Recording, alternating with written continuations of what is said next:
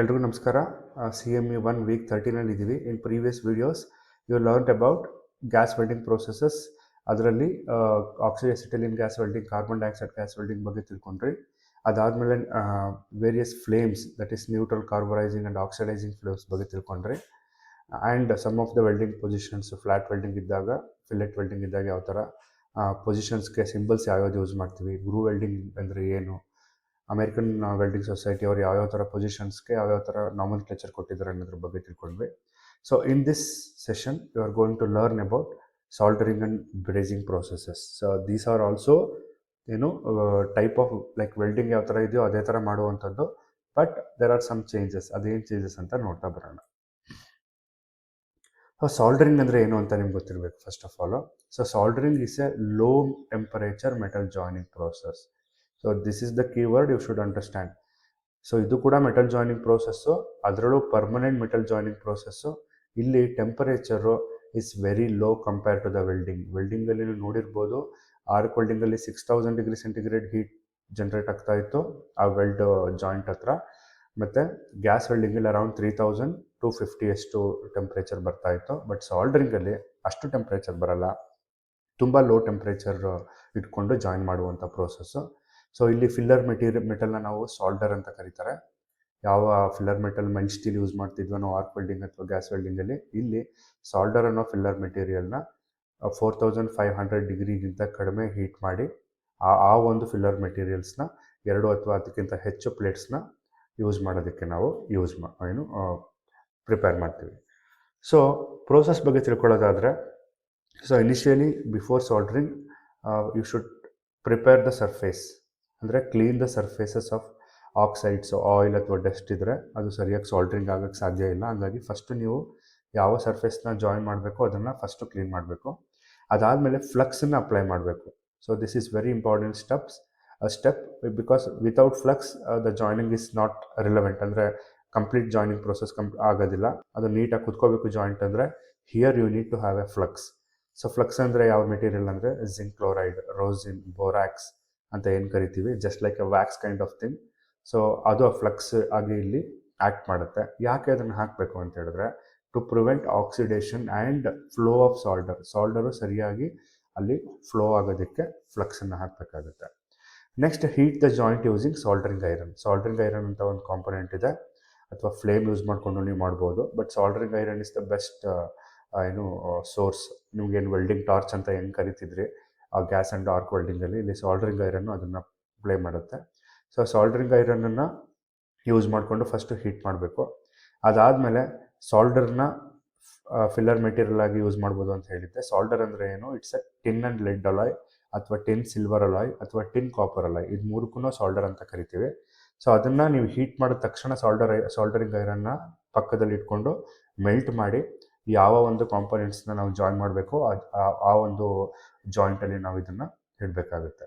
So ಏನು flux ಮತ್ತು solder ಎರಡೂ ಸರಿಯಾಗಿ ಮಿಕ್ಸ್ ಆಗಿ ಆ ಜಾಯಿಂಟು ತುಂಬ ಸ್ಟ್ರಾಂಗ್ ಜಾಯಿಂಟ್ ಆಗಿ ಬರುತ್ತೆ. ಸೊ ಅದಾದಮೇಲೆ ಕೂಲ್ ಮಾಡಬೇಕಾಗುತ್ತೆ. ಸೊ ನೆಕ್ಸ್ಟ್ ಕ್ಯಾರೆಕ್ಟರಿಸ್ಟಿಕ್ ಇಲ್ಲಿ no melting of base metal ಯಾವುದೇ ಥರ ಮೆಲ್ಟ್ ಆಗಲ್ಲ. As you can see here, this is a board and it is mostly used in electronic circuit ಬೋರ್ಡ್ಸ್ಗಳಲ್ಲಿ ಸಣ್ಣ ವೈರ್ಸ್ಗಳನ್ನ ಜಾಯಿನ್ ಮಾಡೋದಕ್ಕೆ ಯೂಸ್ ಮಾಡುವಂಥ ಪ್ರೋಸೆಸ್ ಆಗಿರೋದ್ರಿಂದ. ಸೊ ಇದು ಸರ್ಕ್ಯೂಟ್ ಬೋರ್ಡು ನೋಡಿರ್ಬೋದು ನೀವು, ಇಲ್ಲಿ ಯಾವುದೇ ಥರ ಬೇಸು ವೇಸ್ಟ್ ಆಗಿಲ್ಲ, ಬೇಸ್ ಮೆಟಲ್ಲು. ಸೊ ಅದ್ರ ಜಾಯಿನ್ ಮಾಡ್ತಾ ಇದ್ದಾರೆ ಅಷ್ಟೇ ಯಾವುದೋ ಒಂದು ವೈರ್ಗಳನ್ನ.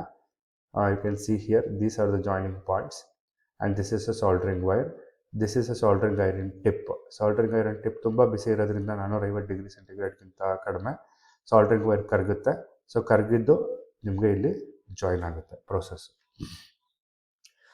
So joint strength is low, ತುಂಬ ಲೋ, ಅಂದರೆ ನೀವು ಕಿತ್ತಾಕಿದ್ರೆ ಬಂದ್ಬಿಡುತ್ತೆ. Compare to the brazing and welding ಅದು ಜಾಸ್ತಿ ಲೋಡ್ ಅಪ್ಲೈ ಇಲ್ಲದೇ ಇರೋ ಜಾಗದಲ್ಲಿ ನಾವು ಇದನ್ನು ಯೂಸ್ ಮಾಡಬೇಕಾಗುತ್ತೆ.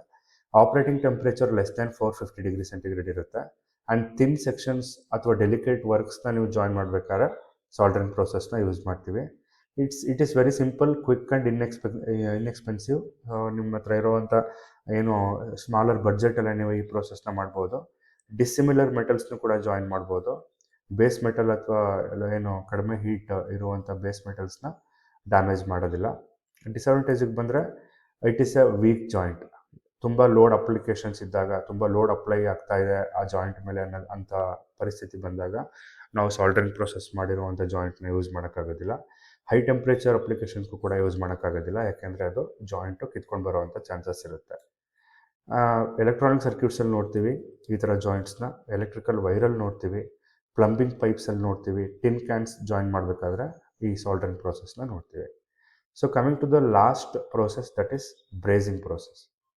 So brazing is also a metal joining process, soldering ಥರನೇ ಇದನ್ನು ಕೂಡ, where the filler metal with a melting point above 450. Previous ಕೇಸಲ್ಲಿ ಬಿಲೋ 450 ಇತ್ತು ಸಾಲ್ಡರ್ ಅನ್ನೋ ಫಿಲ್ಲರ್ ಮೆಟಲ್ ಕರಗೋದಕ್ಕೆ. ಬಟ್ ಹಿಯರ್ ಯಾವ ಫಿಲ್ಲರ್ ಮೆಟಲ್ನ ನೀವು ಯೂಸ್ ಮಾಡ್ತಿದ್ದೀರೋ ಅದು 450ಗಿಂತ ಜಾಸ್ತಿ ಟೆಂಪ್ರೇಚರ್ ಇರುವಂತಹ ಒಂದು ಫಿಲ್ಲರ್ ಮೆಟಲ್ ಯೂಸ್ ಮಾಡಬೇಕಾಗುತ್ತೆ. And another important characteristics is below the melting point of a base metal. So as I said, compared to soldering, brazing is used to join a metal which is like less than melting point ಇರುವಂಥ ಒಂದು filler material, less than melting point of a base metal ಇರುವಂಥ filler metal ತೊಗೋಬೇಕು. But it should have a melting temperature above 450 degree centigrade ಇರಬೇಕು. So here also you need to have a surface preparation ಇರುತ್ತೆ step. ಇಲ್ಲಿ metal ಸರ್ಫೇಸಸ್ನ ನೀವು like ಕ್ಲೀನಾಗಿ ಅದನ್ನು ready ಮಾಡ್ಕೋಬೇಕು. After that you need to apply a flux, as in the case of soldering also. ಅಲ್ಲೂ flux use ಮಾಡಿದ್ವಿ, ಇಲ್ಲೂ ಕೂಡ ಬೋರಾಕ್ಸು, ಬೋರಿಕ್ ಆ್ಯಸಿಡ್ ಅಥವಾ ಫ್ಲೂರೈಡ್ಸ್ ಫ್ಲಕ್ಸ್ನ ಅಪ್ಲೈ ಮಾಡಬೇಕು ಯಾವ ಒಂದು ಪಾರ್ಟ್ಸ್ನ ಜಾಯಿನ್ ಮಾಡಬೇಕಾಗಿರುತ್ತೆ ಆ ಜಾಯಿಂಟಲ್ಲಿ. ಯಾಕೆ ಮಾಡಬೇಕು ಅಂತ ಹೇಳಿದ್ರೆ ಟು ಪ್ರಿವೆಂಟ್ ದ ಆಕ್ಸಿಡೇಷನ್. ಮತ್ತು next heating the joint using gas torch. So before applying filler material ಸ್ವಲ್ಪ ಪ್ರೀ ಹೀಟ್ ಮಾಡಬೇಕು, ಫರ್ನೆಸಿಂದ ಅಥವಾ ಇಂಡಕ್ಷನಿಂದ ಅಥವಾ ಗ್ಯಾಸ್ ಟಾರ್ಚಿಂದ. ನೆಕ್ಸ್ಟ್ ಫಿಲ್ಲರ್ ಮೆಟಲ್ಸ್ನ ಅಪ್ಲೈ ಮಾಡಬೇಕು. ಅದರಲ್ಲಿ brass, silver alloys, copper alloys filler ಮೆಟೀರಿಯಲ್ಸಾಗಿ ಆ್ಯಕ್ಟ್ ಮಾಡ್ಬೋದು. Because in the previous case it should have less than 450 degree centigrade ಇರಬೇಕಿತ್ತು, but in this case it should have more than 450 degree centigrade ಆಗಬೇಕಾಗಿರೋದ್ರಿಂದ ಬ್ರಾಸು, silver ಅಥವಾ copper alloys use ಮಾಡಬೇಕು.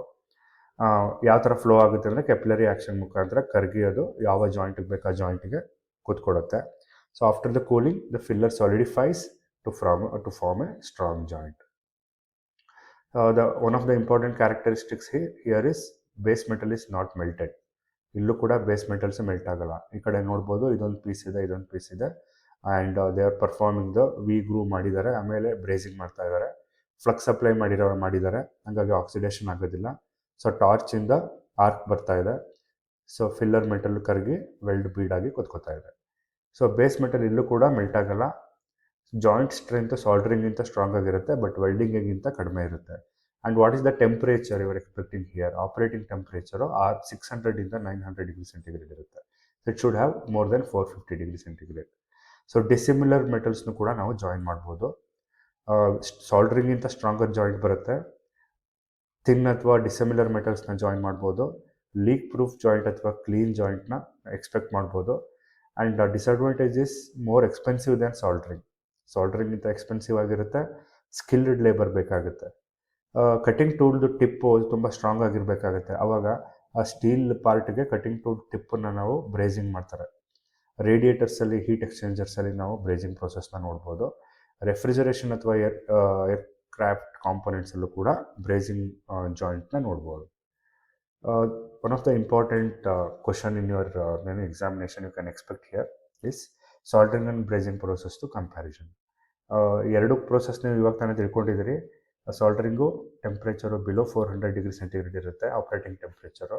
ಬ್ರೇಸಿಂಗಲ್ಲಿ above 450 degree centigrade, but ಅದು base metal ಮೆಲ್ಟಿಂಗಿಂತ ಕಡಿಮೆ ಇರಬೇಕು, ಇಲ್ಲಾಂದರೆ base metal melt ಆಗಿಬಿಡುತ್ತೆ. Base metal ಅಂತ ಹೇಳಿದ್ರೆ ಯಾವ ಮೆಟಲ್ನ ನೀವು ವೆಲ್ಡ್ ಮಾಡ್ತಿದ್ದೀರೋ ಅದ್ರ melting temperature brazing filler rod ಟೆಂಪ್ರೇಚರ್ಗಿಂತ ಸ್ವಲ್ಪ ಜಾಸ್ತಿ ಇರಬೇಕು, ಅಥವಾ ಬ್ರೇಸಿಂಗು ಅದಕ್ಕಿಂತ ಕಡಿಮೆ ಟೆಂಪ್ರೇಚರಲ್ಲಿ ಮಾಡಬೇಕು. ಬರುವಂತಹ ಜಾಯಿಂಟ್ಸು ವೀಕ್ ಆಗಿರುತ್ತೆ, ಸ್ವಲ್ಪ ಮಾಡರೇಟ್ ಸ್ಟ್ರಾಂಗ್ ಆಗಿರುತ್ತೆ. ಬ್ರೇಸಿಂಗಲ್ಲಿ ಸ್ಟ್ರಾಂಗರ್ ಜಾಯಿಂಟ್ನ you can expect. So tin, lead free ಅಲಾಯ್ಸ್ನ ನಾವು ಫಿಲ್ಲರ್ ಮೆಟೀರಿಯಲ್ಸ್ ಆಗಿ ಯೂಸ್ ಮಾಡ್ಬೋದು. ಇಲ್ಲಿ ಬ್ರಾಸ್, ಬ್ರಾಂಜ್ ಆ್ಯಂಡ್ ಸಿಲ್ವರ್ ಅಲಾಯ್ಸ್ನ ಫಿಲ್ಲರ್ ಮೆಟೀರಿಯಲ್ಸ್ ಆಗಿ ಯೂಸ್ ಮಾಡ್ಕೋಬೋದು. ಎಲ್ಲಿ ಯಾವ ಥರ ಹೀಟ್ ಬರುತ್ತೆ ಸೋರ್ಸು, ಅದಕ್ಕೆ you need to have a soldering iron ಮತ್ತು you need to have a small torch. But brazing ಪ್ರೊಸೆಸ್ಸಲ್ಲಿ ಟಾರ್ಚ್ ಯೂಸ್ ಮಾಡ್ತೀವಿ, ಅಥವಾ ಇಂಡಕ್ಷನ್ ಯೂಸ್ ಮಾಡ್ತೀವಿ, ಅಥವಾ ಫರ್ನೆಸ್ ಯೂಸ್ ಮಾಡ್ತೀವಿ. ಸೊ ಎಲೆಕ್ಟ್ರಾನಿಕ್ಸು, ಪ್ಲಂಬಿಂಗು ಮತ್ತು ಲೈಟ್ ಜಾಬ್ಸ್ನ ವೆಲ್ಡ್ ಮಾಡೋದಕ್ಕೆ ಸಾಲ್ಡ್ರಿಂಗ್ ಯೂಸ್ ಮಾಡಿದ್ರೆ, ಆಟೋಮೋಟಿವ್, ಏರೋಸ್ಪೇಸ್ ಅಥವಾ ಪೈಪ್ಲೈನ್ಸ್ನ ಜಾಯಿನ್ ಮಾಡೋದಕ್ಕೆ ಬ್ರೇಸಿಂಗ್ ಪ್ರೋಸೆಸ್ನ ಯೂಸ್ ಮಾಡ್ತೀವಿ. So these are the typical differences between soldering and brazing process. So if you have any doubts, you can leave a comment.